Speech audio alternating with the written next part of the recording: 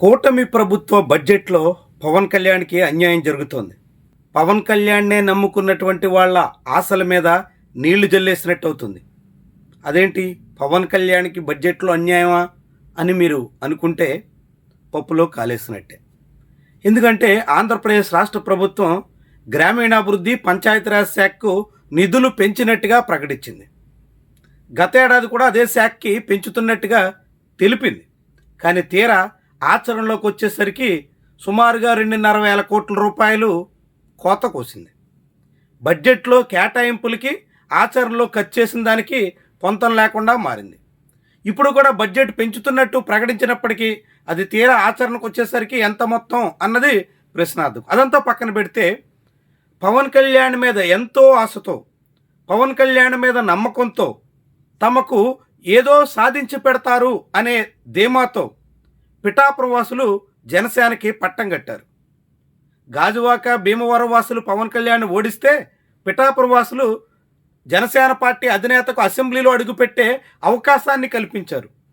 అంతగా తన రాజకీయ జీవితానికి ప్రాణం పోసినటువంటి పిఠాపురం వాసులకి న్యాయం చేయాల్సిన పవన్ కళ్యాణ్ అందుకు విరుద్ధంగా సాగుతున్నారా అని అనుమానించాల్సిన పరిస్థితి వచ్చింది. పవన్ కళ్యాణ్ తన రాజకీయ ప్రచారంలో, ఎన్నికల మేనిఫెస్టోలో పిఠాపురం వాసులకి ప్రధానమైనటువంటి సమస్యగా ఏలేరు ఆధునీకరణ అంశాన్ని ప్రస్తావించారు. ఏలేరు ప్రాజెక్టుకి ఆయకట్టులో శివారు భాగాన పిఠాపురం అసెంబ్లీ నియోజకవర్గం ఉంటుంది. దాంతో ఏలేరుకి అతివృష్టి వస్తే పిఠాపురం నియోజకవర్గం వరదల బారిన పడుతుంది. అనావృష్టి వస్తే పిఠాపురం నియోజకవర్గానికి సాగునీరు లేక సతమతం కావాల్సి వస్తుంది. అలా రెండు వైపులా ఇబ్బందులు పడే పిఠాపురం నియోజకవర్గానికి ఏలేరు ప్రాజెక్ట్ ఆయకట్టు ఆధునీకరణ వ్యవహారం అత్యంత కీలకం. దాన్ని ఇప్పటికే పలు ప్రభుత్వాల హయాంలో పనులు ప్రారంభించడం, అర్ధాంతరంగా ఆగిపోవడం, శంకుస్థాపన రాళ్ళేయడం, మధ్యలోనే ముగించేయడం, ఇట్లా చాలా సందర్భాల్లో జరుగుతూ వచ్చింది. పవన్ కళ్యాణ్ తమ ప్రజాప్రతినిధిగా ఏలేరు ఆయకట్టు పూర్తి స్థాయిలో ఆధునీకరించే బాధ్యత నెరవేరుస్తారు అని పిఠాపురం వాసులంతా 1000 కళ్ళతో ఎదురు చూస్తున్నారు. కానీ ఈ బడ్జెట్లో కూడా, అంటే కూటమి ప్రభుత్వం 3వ బడ్జెట్లో కూడా ఏలేరు ఆయకట్టు ప్రస్తావనే లేదు, నిధుల మాటే లేదు, ఆయకట్టు ఆధునీకరణ ఊసే లేదు. అంటే పవన్ కళ్యాణ్ ఎన్నికల్లో చెప్పిన మాటను నెరవేర్చడం లేదు. అంటే పవన్ కళ్యాణ్ నియోజకవర్గానికి సంబంధించిన ప్రధాన సమస్య మీద రాష్ట్ర ప్రభుత్వం సీతకన్నేసింది. ప్రభుత్వం నుంచి నిధులు రాబట్టడంలో పవన్ కళ్యాణ్ శ్రద్ధ చూపించడం లేదు.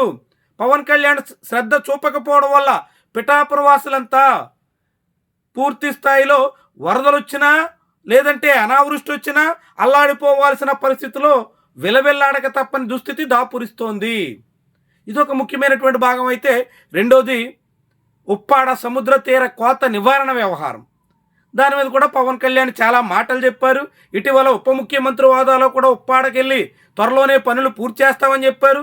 ఇప్పటికే 2 ఏళ్లు నిండిపోయినా పనులు మొదలైన దాఖలాలు కూడా లేవు. ఇప్పుడు బడ్జెట్లో కూడా ఉప్పాడ సముద్ర తీర కోత నివారణ వ్యవహారాల్లో వేసమెత్తు ప్రస్తావన లేదు. కనీసంగా 1 పైసా విధిల్చిన ఆనవాళ్లు లేవు. దాంతో పిఠాపురం నియోజకవర్గానికి అటు సముద్ర తీరం, ఇటు ఏలేరు ఆయకట్టు ప్రభావితానికి కూడా ఎటువంటి నిధులు కేటాయించిన దాఖలాలు లేవు. ఇక కాకినాడ సెస్ పరిధిలో పరిశ్రమల విషయం మీద కూడా చాలా ఆడంబరంగా మాటలు చెప్తూ రాష్ట్ర వ్యాప్తంగా పెట్టుబడులు తీసుకొచ్చాం, లక్షల మందికి ఉపాధులు కల్పించాం అనే ప్రకటనలే తప్ప అదే పిఠాపురం నియోజకవర్గంలో ఉన్న దాదాపు 8,000 ఎకరాల భూమిని 25 ఏళ్లగా వినియోగంలోకి తీసుకురావడంలో ప్రభుత్వాలు విఫలమవుతూ ఉన్నాయి. అక్కడ పరిశ్రమలు ఏర్పాటు చేసి ఉపాధి అవకాశాలు పెంచుతానన్న పవన్ కళ్యాణ్ పట్టనట్టే సాగుతున్నారు. దాంతో పిఠాపురం వాసులకి ఎటువంటి ప్రయోజనం కనిపించేలా సూచికలు కూడా లేవు. దాంతో ఈ బడ్జెట్ మీద పిఠాపురం తీవ్ర ఆశాభంగానికి గురవుతుంది. పవన్ కళ్యాణ్ మీద నమ్మకంతో సాగినటువంటి వాళ్ళు పూర్తి నిస్పృహకు లోను కాక తప్పని పరిస్థితి వస్తుంది. ఉప ముఖ్యమంత్రిని కూడా గెలిపించినా తమకు ఒరిగేదేంటి అనే అభిప్రాయం వినిపిస్తోంది.